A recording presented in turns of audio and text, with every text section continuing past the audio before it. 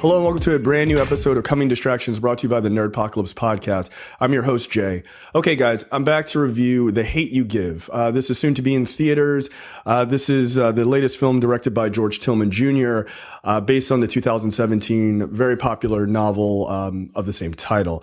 The film is starring Amandla Stenberg, Regina Hall, Russell Hornsby, and Issa Rae, Anthony Mackie, and Common. So a lot of big names and a lot of familiar faces in this film.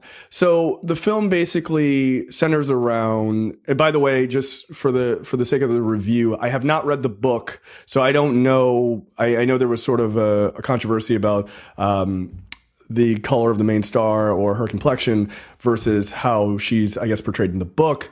But outside of that, I'm really not aware of what the differences are between the book and the movie, but this is just a review of the movie, not in comparison to the book whatsoever. So the film is about a young girl named Starr who's in high school, and initially the film is very much about code switching, which is she is from a lower socioeconomic black neighborhood. Her parents are concerned about her safety, so they send her and her brothers to a white, predominantly white private school on the, quote unquote, better side of town.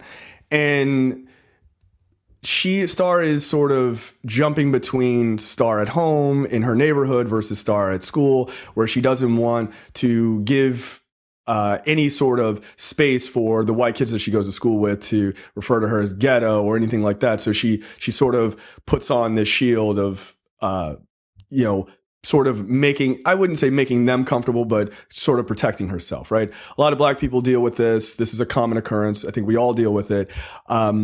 So it's, for that part, I was like, okay, totally understand it.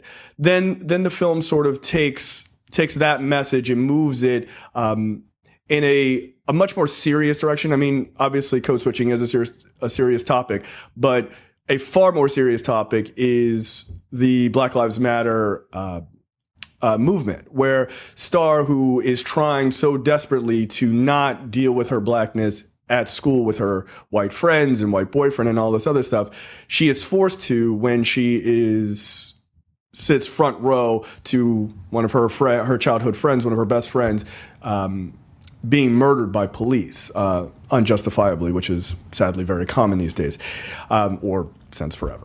So where the movie really shines, and I would argue there are no weak spots. I thought this movie was tremendous. I truly did. I thought it was poignant in its message. I thought the acting was fantastic. Amandla Stenberg, she really held her own in this role, considering how heavy the role is. Her father, the character's name is Maverick, played by Russell Hornsby, who you would know as the oldest son from Fences, if you've seen that. He was such a goddamn standout in this movie. And I thought he was great in Fences, the little bit of time he had on screen. But in this, he just commands every single scene he's in.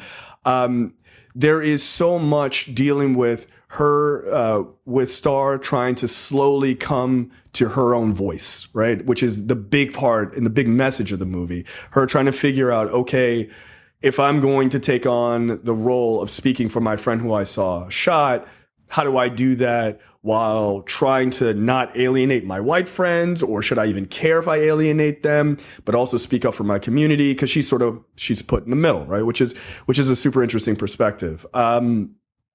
But again, I really thought that Russell Hornsby as her father, who in the beginning of the film gives them these sort of 10 lessons from the Black Panthers, these like 10 objectives. And that is something they are given as small children, her and her brothers. And that is sort of his guide to them leading their lives. And there's a scene later on, this is not to spoil anything, there's a scene later on where he sort of reminds them of that. I'll say that. And look, it was one of the most emotional scenes I've seen in a movie in a long time. This movie, I mean, for me personally, as a black man, it strikes me as being unbelievably important. I think it is a film that takes the Black Lives Matter argument and puts it in a way that I think a lot of people can understand it. Now, there, of course, are going to be assholes who purposely can't understand it or whatever. Fuck them. This movie is not for them. Who gives a shit?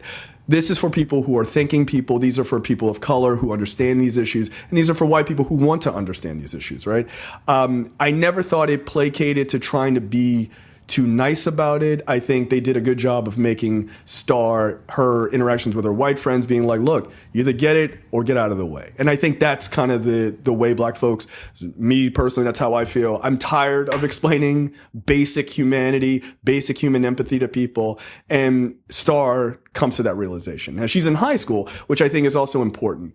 They do a good job of showing just a very kid perspective thrown into a very adult situation. And if you have young kids who are in high school, middle school, even elementary school, I don't think this is a bad thing for them to see. I think it's a very good thing for them to see. I have young nieces and nephews that I'm absolutely going to take them to see once this releases wide. I think it's important. It's an important message. And it goes to show you that young people have a voice and their voice matters.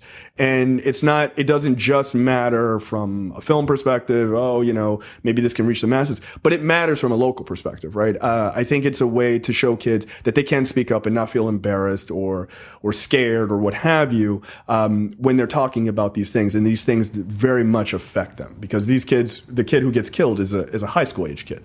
So The Hate You Give, look, it is social commentary done right. It truly is. It's got some funny moments. It's got more poignant and very raw, real moments. Look, teared up on a couple scenes. They were tremendous. I mean, the acting is so goddamn good.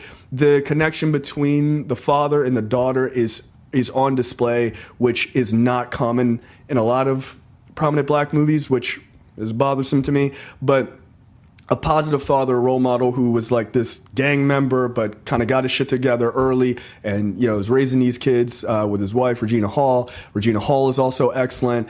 No, it's good. It's good all the way around. The Hate You Give.